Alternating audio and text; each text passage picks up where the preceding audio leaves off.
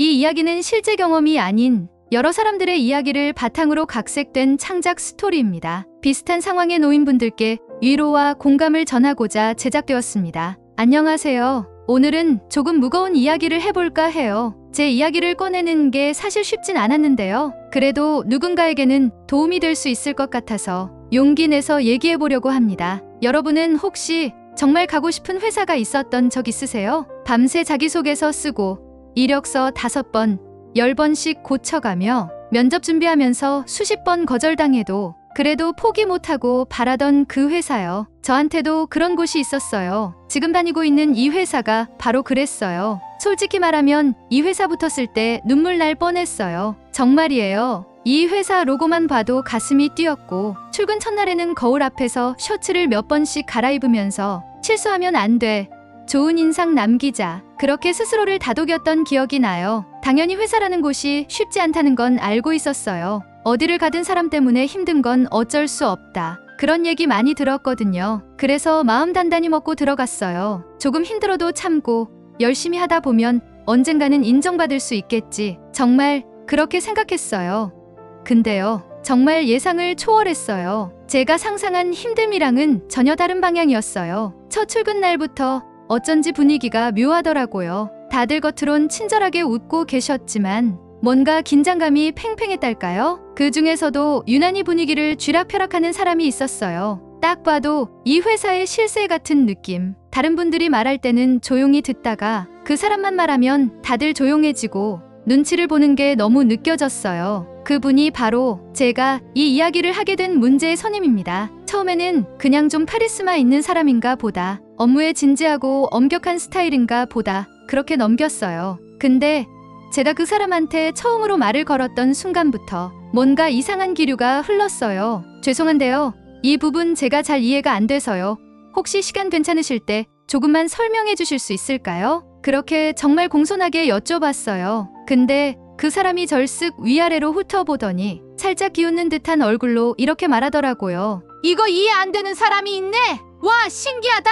그 한마디가 머리를 띵하게 만들었어요. 다른 분들도 들었거든요. 근데 아무도 아무 말도 안 해요. 그냥 조용히 고개를 숙이거나 화면만 보고 있었어요. 그때부터였어요. 그 사람은 저를 마치 투명인간처럼 대하면서도 필요할 땐 꼭 저를 콕 집어서 얘기했어요. 그것도 꼭 많은 사람이 듣는 데서요. 하루는 사무실 복사기 앞에서 실수로 출력물을 잘못 뽑았어요. 그냥 출력 설정이 살짝 꼬인 거였거든요. 제가 죄송합니다.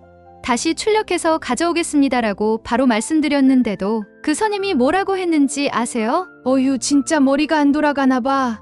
진짜. 그 말 한마디에 주변 동료분들이 조용해졌어요. 누구는 눈치를 주고 누구는 피식 웃더라고요. 근데 저는 진짜 심장이 덜컥 내려앉는 기분이었어요. 속으로 내가 뭘 그렇게 잘못했나? 이게 그렇게까지 비난받을 일인가? 계속 자책하고 머릿속에서 그 상황을 되감기했어요. 그 뒤로는 하루하루가 긴장과 눈치의 연속이었어요. 그 사람 기분 나쁘게 안 하려고 말을 조심하고 실수할까봐 매일 밤 집에 가서까지 복습하고 내일은 또 뭐라고 할까 불안해서 새벽에 잠이 안 오더라고요. 근데 여러분, 그 사람이 저한테 한 말 중에 가장 충격적이었던 말이 뭔지 아세요? 하루는 제가 그냥 평소처럼 출근 복장 입고 갔어요. 통 넓은 슬랙스에 셔츠 하나, 꾸미지도 않았어요. 화장도 거의 안 했고요. 근데 그 사람이 절 힐끔 보더니 오늘 누구 보여주려고 이렇게 꾸미고 왔냐? 진짜 숨이 턱 막혔어요. 순간 주변이 조용해졌고 그 말에 웃는 사람도 있었고 민망해서 고개 숙인 사람도 있었어요. 근데 저는 그냥 그 자리에 얼어붙은 것 같았어요. 아니, 제가 꾸미지도 않았는데 왜 그런 말을 듣고 있어야 하는지. 더군다나 제가 남자친구가 있다는 얘기를 꺼낸 적도 없거든요. 그런데 어느 날은 또 이러더라고요. 남자친구 만날 시간에 일이나 더 공부해라. 제 핸드폰 배경화면 보고 혼자서 판단한 거예요. 제가 말한 적도 없는데 그때 느꼈어요. 이건 그냥 지적이 아니라 인격 모독이다. 그 이후로는 아예 말을 못 걸겠더라고요. 뭔가 얘기할 일이 생기면 한참 망설이고 손에 땀이 나고 머릿속이 하얘지고 그런 상태로 업무를 하게 되더라고요. 그리고 어느 날 점심시간이 됐어요. 다들 자리에서 일어나서 식사하러 나가길래 오늘은 같이 먹으러 가는 건가 보다 하고 기대했는데 저만 빼고 나가더라고요. 말도 없이요. 정말 말도 없이. 그날 저는 도시락 들고 회사 옥상에 올라갔어요. 눈물 나올까봐 그냥 바람 쐬면서 먹었어요. 혼자 조용히. 그 순간 이런 생각이 들었어요. 내가 뭘 그렇게 잘못했을까? 왜 나만 이런 대우를 받는 걸까? 그렇게 시작된 회사 생활이 어떻게 흘러갔는지 이제부터 말씀드릴게요. 처음엔 내가 뭘 잘못했나 하는 생각을 정말 많이 했어요. 선임이 화내는 것도 날 싫어하는 것도 다 내 부족함 때문이라고 믿었죠. 그런데 이상한 건요. 아무리 실수를 안 해도 늘 혼나는 사람은 저 하나뿐이라는 거예요. 어느 날은요. 보고서 마감 하루 전이라서 야근하면서 열심히 작업했거든요. 퇴근하고도 집에 가서 새벽 2시까지 손봤어요. 근데 아침에 출근하자마자 그 선임이 제 책상을 쾅 하고 치면서 이러는 거예요. 이걸 보고서라고 썼어? 이딴 걸 내 이름 걸고 결제 올리라고? 순간 심장이 쿵 내려앉는 줄 알았어요. 다른 직원들은 고개도 못 들고 키보드만 치고 있고요. 저 혼자 사무실 한복판에서 얼어붙은 거예요. 그때부터였던 것 같아요. 작아지기 시작한 제 자신을 자각한 게 그 선임은 제가 뭘 해도 불만이었어요. 어느 날은요. 그냥 제 폰 배경화면을 힐끗 보더니 갑자기 조롱하듯이 웃더라고요. 야, 남친이랑 데이트할 시간에 일이나 제대로 해. 제가 남자친구 얘기를 한 적도 없거든요. 그냥 배경화면이었을 뿐인데 그게 그렇게 비웃을 일이었는지 아직도 이해가 안 돼요. 그 말 듣고 나니까 내가 회사에서 이렇게 사적인 것도 들키면 안 되는 사람이구나 싶더라고요. 또 한 번은 아침에 좀 단정하게 화장하고 출근했거든요. 그날은 왠지 기분이 좀 괜찮았거든요. 근데 그 선임이 엘리베이터에서 저를 위아래로 훑어보더니 이러는 거예요. 누구 보여주려고 이렇게 꾸미고 왔냐? 회사에서 이럴 시간 있으면 일에 집중 좀 해. 진짜 그 말을 듣는 순간 뺨 맞은 느낌이었어요. 정말 그냥 셔츠에 슬랙스 입고 간 거였는데요. 그리고 점심시간이 되면 매일 반복됐어요. 딱 저만 빼고 다 같이 밥 먹으러 가요. 처음엔 우연인가 했어요. 근데 한 달, 2달, 어느 순간부터는 일부러 저를 피해가고 있다는 게 느껴졌어요. 제가 다가가서 같이 가도 되냐고 물어본 적도 있었어요. 근데 돌아오는 대답은 아, 우리 이미 예약했어. 다음에 같이 가자 하고 서둘러 나가버리는 모습뿐이었죠. 그 뒤로는 그냥 옥상에서 혼자 도시락 먹었어요. 근데 어느 날은요. 그 선임이 복도에서 지나가다가 제 도시락통을 보고 이렇게 말했어요. 요즘엔 도시락까지 챙겨 다녀? 아, 돈이 없구나. 아니면 혼자 먹는 게 습관됐나 보지? 웃으면서 말하더라고요. 근데 진짜 눈물 날 뻔했어요. 제가 무슨 죄를 지은 걸까요? 업무 성과도 뒤처지지 않았고 지각이나 실수도 없었는데 그 사람한테 저는 존재 자체가 불편한 사람처럼 느껴졌어요. 결제를 받으러 갈 때는 손에 땀이 흥건하고 모니터 화면만 봐도 그 사람 책상이 자꾸 눈에 밟히고 회사 복도에서 마주칠까봐 일부러 돌아다니고 제 삶이 서서히 작아지고 조용해지고 어두워졌어요. 처음엔 그저 적응기라고 생각했지만 지금 돌이켜보면 그건 괴롭힘이자 명백한 감정 폭력이었어요. 그리고 저는 그 안에서 혼자 조용히 무너지고 있었던 거예요. 사람이요. 진짜 한계라는 게 있긴 한가 봐요. 어느 날은 출근하는 버스 안에서 갑자기 눈물이 툭 떨어지더라고요. 아무 일도 안 일어났는데 그냥 눈물이 나는 거예요. 그날따라 유난히 손에 땀이 나고 숨이 턱 막히는 느낌. 회사 문 앞에 다다랐을 땐 진짜 현관 비밀번호를 누르는 손이 떨렸어요. 그 선배, 그러니까 저를 괴롭히던 여자 선배는 겉으로 보기엔 너무 평범하고 똑 부러진 커리어 우먼이에요. 외부 미팅 나가면 다들 와. 저 선배 멋있다 할 정도로요. 근데 사무실 안에선 완전히 달라요. 그 선배만의 왕국이었어요. 저를 볼 때마다 왜 이렇게 눈빛이 흐리멍텅해? 잠은 자고 와? 일은 제대로 못하면서 감정 소비는 엄청 하네. 피곤하게. 이런 식으로 공격을 하듯 말하는 거예요. 그 말투, 그 표정, 그 눈빛이 아직도 머릿속에 생생해요. 가장 충격이었던 날은 따로 있었어요. 회의 시간에 선배가 갑자기 저를 보고 웃으면서 말하더라고요. 얘는 아직도 회의 들어가면 눈치만 보더라? 대학은 어떻게 졸업한 거니? 학점으로 된 거야? 운으로 된 거야? 그걸 듣고 다들 피식 웃었어요. 정말 다 같이 웃더라고요. 근데 저요 그냥 거기 앉아서 멍하니 숨만 쉬었어요. 말을 하면 울 것 같아서요. 회의 끝나고 화장실에서 한참 서서 거울에 비친 제 얼굴을 보는데 낯선 사람 같았어요.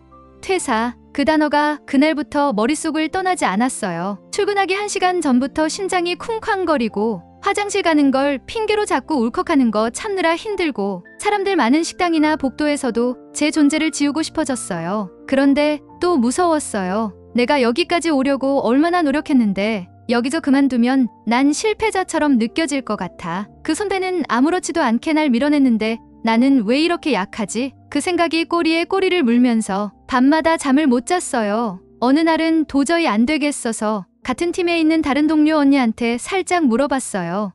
혹시 선배님이 저한테만 좀 유독 그러신 것 같지 않아요? 근데 그 언니가 잠깐 망설이더니 작게 한숨 쉬고 말하더라고요. 사실 너 전에 있던 사람한테도 그랬어. 그 친구도 결국 5개월 만에 나갔어. 근데 그 선배가 워낙 센 캐릭터고 위에서 신뢰도 얻고 있어서 우리가 뭐라 해도 회사는 그쪽 편이야.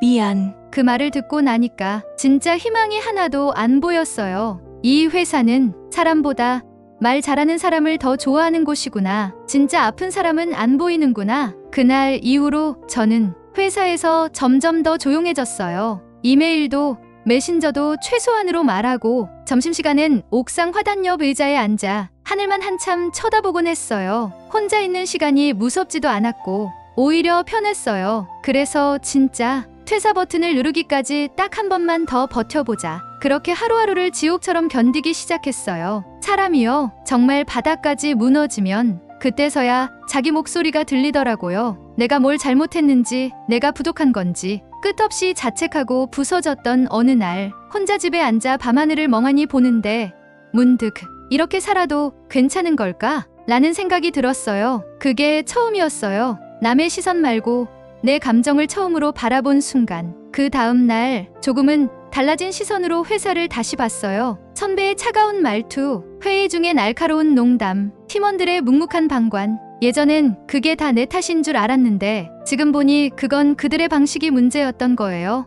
그리고 저는 그 방식에 너무 오래 참았고 너무 오래 상처받아 왔던 거고요. 그래서 용기를 냈어요. 많이 떨렸지만 처음으로 HR팀에 정식 상담 요청을 넣었어요. 그날 오후 조용한 회의실에서 인사 담당자와 마주 앉아 제가 겪었던 일들을 하나하나 이야기했어요. 입술이 떨리고 눈물이 고이기도 했지만 그동안 참고 눌러왔던 말들이 조심스럽게 그러나 분명히 흘러나왔어요. 담당자분이 말했어요. 이런 이야기를 꺼내주셔서 고맙습니다. 이건 절대 사소한 일이 아닙니다.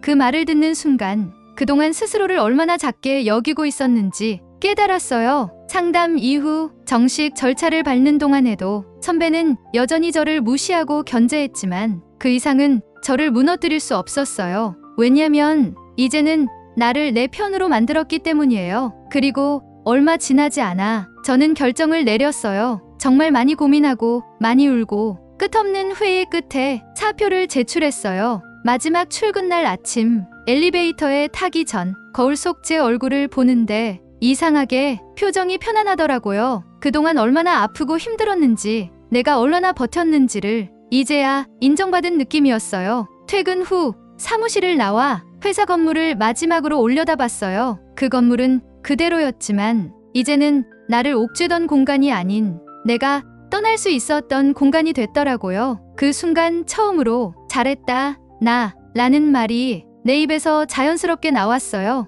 그래요. 이건 실패가 아니었어요. 이건 스스로를 지켜낸 작지만 엄청나게 큰 승리였어요. 지금 이 영상을 보고 있는 여러분 중에도 어쩌면 저처럼 자존감이 매일 조금씩 부서지는 환경 속에 계신 분이 있을지도 몰라요. 만약 그렇다면 부디 기억해 주세요. 그건 당신이 부족해서가 아니라 그 환경이 너무 아픈 곳이기 때문이라는 거요. 당신은 그 안에서 견뎌낸 것만으로도 충분히 용감한 사람이에요.